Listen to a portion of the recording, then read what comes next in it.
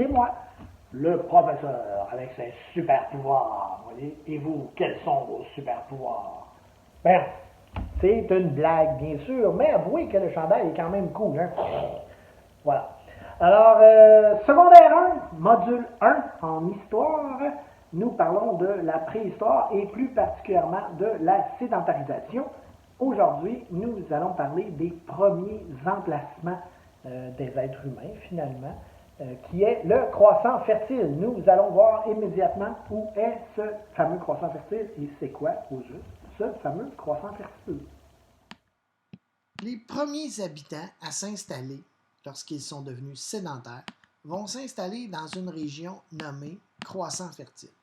Cette région du nord de l'Afrique, un peu au sud de l'Égypte, jusqu'au golfe Persique, forme un croissant imaginaire. Alors on voit ici, on a l'Afrique, on a l'Égypte ici, donc on voit que ça monte comme ça vient faire une espèce de croissant. Mon dessin n'est pas très beau, ici il est beaucoup plus beau.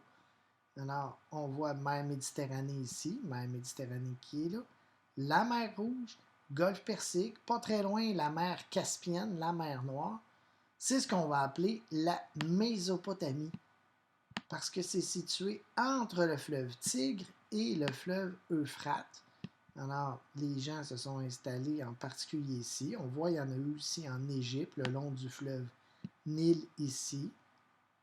Mais ce que ça donne vraiment ici, donc Mésopotamie, méso qui signifie milieu, et tamie c'est l'eau. Alors, entre deux cours d'eau, la Mésopotamie. Si on regarde ici, le Québec est ici comme ça. Le Canada, on s'entend que c'est comme ça ici de même.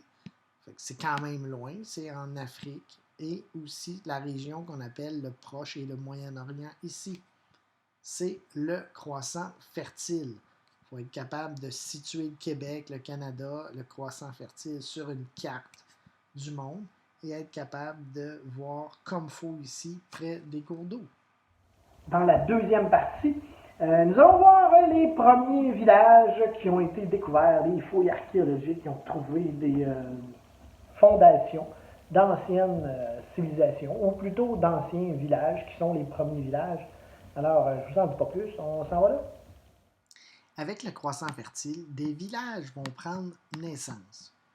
Les villages les plus importants, où on a retrouvé des vestiges, on a retrouvé vraiment des fondations qui parfois étaient enfouies dans le sol, comme ici à Murebet en Syrie. Alors la Syrie, je vais venir vous montrer c'est où. Vous allez voir, c'est dans le croissant fertile.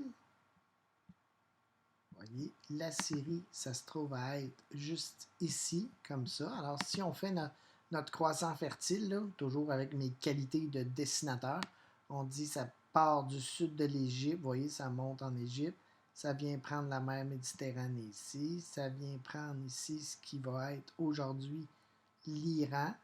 Alors ici, ça redescend, passer en Irak, comme ça, un petit peu en Arabie Saoudite, et là. Donc, vous voyez ici, Murebet en Syrie. Ensuite, on revient, vous voyez, bon, ici, Çatalhöyük. Des fois, il y en a qui disent Çatalhöyük. C'est de l'arabe, hein, c'est pas évident. Alors, en Turquie, on vient voir où est la Turquie. Regardez bien. Vous voyez, la Turquie est ici. Alors, c'est juste à la limite du croissant fertile. Bon, ma ligne n'était peut-être pas tout à fait à la bonne place. Là, ça englobe le croissant fertile. Et le troisième village qu'on a retrouvé vraiment des vestiges, c'est Jéricho. Là, c'est Jéricho, mais on dit Jéricho en Jordanie. Alors, la Jordanie, c'est aussi un petit pays du Proche-Orient qui se trouve à être juste ici, là, à côté. Là, ça commence à être serré, là, mais c'est vraiment juste à côté, là, ici, de la Syrie. Donc, c'est vraiment tout collé et c'est dans le croissant fertile.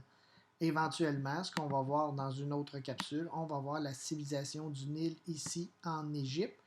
Et on va aussi parler ici de l'Irak avec le fleuve Tigre et le fleuve Euphrate, la Mésopotamie qu'on a parlé un petit peu tantôt. On va le voir plus en détail dans le module 2. Et voilà, c'est terminé. Le super professeur Bouquet vous dit à la prochaine. Bye bye.